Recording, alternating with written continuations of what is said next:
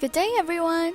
This video, Urban Agriculture and Ensuring Food Security, is brought to you by AgriBole Group. So here's a brief outline about what we're going to share about today. What is urban agriculture? The practice of cultivating, processing, and distributing food in or around urban areas.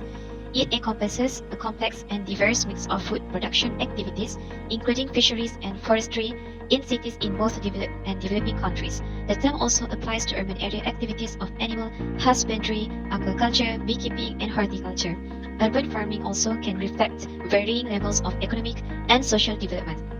So what exactly is food security? Based on the 1996 World Food Summit, food security is defined when all people at all times have physical and economic access to sufficient, safe and nutritious food that meets their dietary needs and food preferences for an active and healthy life. The four dimensions in food security includes the physical availability of food, economic and physical access to food, food utilization, and the stability of the other three dimensions over time. Physical availability of food is determined by the level of food production, stock levels, and net trade. Economic and physical access to food is an adequate supply of food at the national or international level.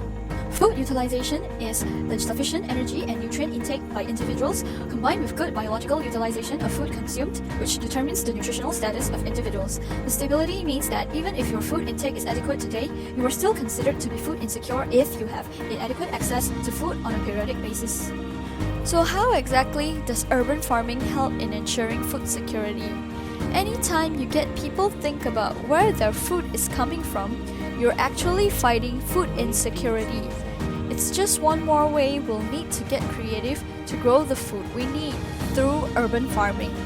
Urban farming is about bringing organic food production closer to urban centers, which is important to cut the time and distance in the transport and distribution of good quality food.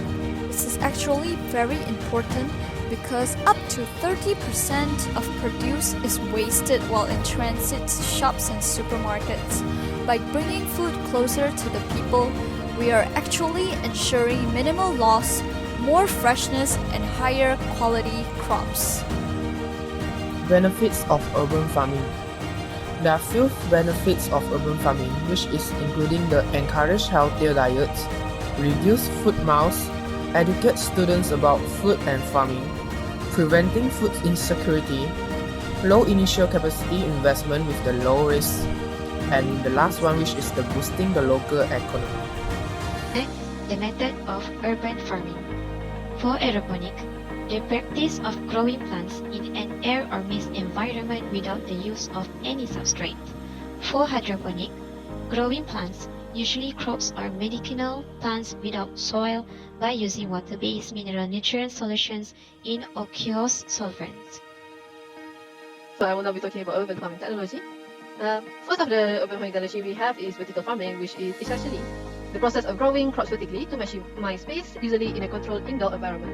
This farming technique actually helps in order to make sure that everything we need is actually easy to collect, easy to manage, incorporated to large-scale farming. And it also saves a lot of spaces, especially in low-space building.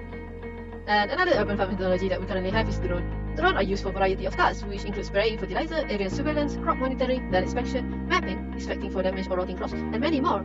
This function of drone is actually very useful, especially for farmers that would like to work from home. They can actually just monitor the plants using, let's say, a tablet in order to check whether the crops need any help or not. So this, in a way, it lessens the burden for the workforce. Next, I would like to talk about the challenges of urban farming currently. So currently, we have problem against staying resilient against global economic factors, which it means that currently with the global economic factor after the pandemic, we are struggling to deal with the lack of crops. And also there's a war going on, which actually increases the amount of crops that we can get. And another thing is adopting and learning new technologies. From what I've seen is that a lot of farmers are also struggling to learn new technology, as most of the farmers are just old farmers who may not change the technology that they're given because it requires them to learn about it. And another one is that we have challenges in investing in farm productivity.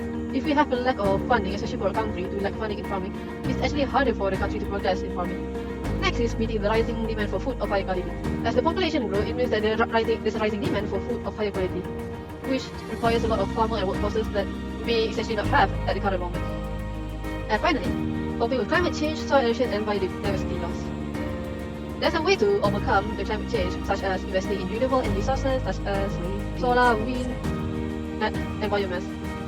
By investing in renewable energy sources, especially for agriculture, we are able to be more efficient at the same time reducing the effects of climate change. In this way, we can have a greener energy to be able to overcome the climate change that's happening, as climate change also affects agriculture in a way. So if we can change the technology into something much more consistent, it's actually better for us. Besides that, we can also try composting. With a good harvesting technique, we can actually minimize the greenhouse gas emission. The use of compost provides numerous greenhouse gas benefits, both directly through carbon sequestration and indirectly through improve soil health, reduce soil loss, increase water infiltration, and storage and reduction in other inputs. Composting is actually a great way for you to be able to overcome climate change, as the less waste you use, the better it is to deal with climate change. The climate change actually has caused changes in rainfall, which may fluctuate from about 30% to 30%. Is to reduce crop yield and is prone to drought in many areas, so that cultivation of some crops such as flower or lawn and cocoa will not be possible. With that, I end my speech. Thank you very much. In Malaysia, there are few well-known urban farming companies, which is City Farm Malaysia, the Urban Farm Malaysia, and the last one, Ponic Space. The City Farm Malaysia is located at the Sri Kembangan, Selangor, which having a founder named Jaden Koa.